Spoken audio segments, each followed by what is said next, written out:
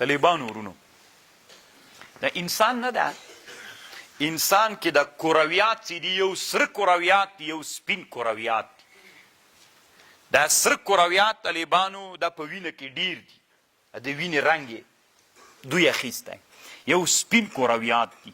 د سپین کرویات ته اوس دې ته ګوره طالبانو ورونو، له معقبات، الله وی له معقبات بین یدیه ومن خلفه یحفظونه.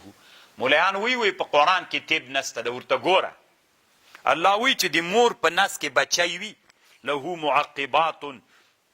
یو وری به دا خبر د طب باندې پوی کم بیا په آیات پوهېږي. ګورې طالبان، کله چې انسان مریض سي، تبی سي یا کوم بل مرض پې باندې راسي، نو دغه د تبو میکروبونه دې سره دا سپین کرویات مقابله کوي، ورسره کوي مقابله ورسره کوي. چې هغه سپین کرویات ختم سي، نو شاته نور سپین کرویات پیدا کیږي، معقبات سو لغې سره مقابله کوي. او که کله داسې چې هغه میکروبونه پې باندې غالب سي، سپین کرویات له منځه ویسي، نو دا ډاکټران کله کله چې دوا ورکوي، پیچکاري ورکوي، داسې پیچکاري ورکوي چې سپین کرویات تقویه کړي. نو هغه چې تقویه کړل طالبانو، دغه دوا یې ورکړل، هغې کې نور سپین کرویات را پیدا کېږي. دا سپین کرویات دغه نورو سپینو کرویاتو تقویه کوي، په هغوی باندې زور چې مرض له منځه یوسي.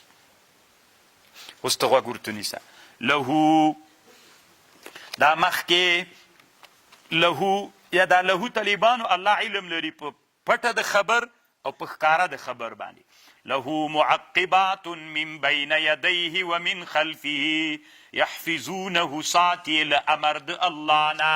سړي ته طالبانو هغه بچي ته چې د الله هغه تکلیف و مرض متوجه سي، نو هغه لره معقبات پیدا سي. معقبات یعنی کومه کوونکي لښکرو ته تقویه کوي، له شا له طرف نه د هغې تقویت کوي، نو الله عز وجل یې لغه مرض نه خلاص کړي. دا هم طالبانو یوه لویه علمي مسئله د روح المانی یو بل بحث کوي.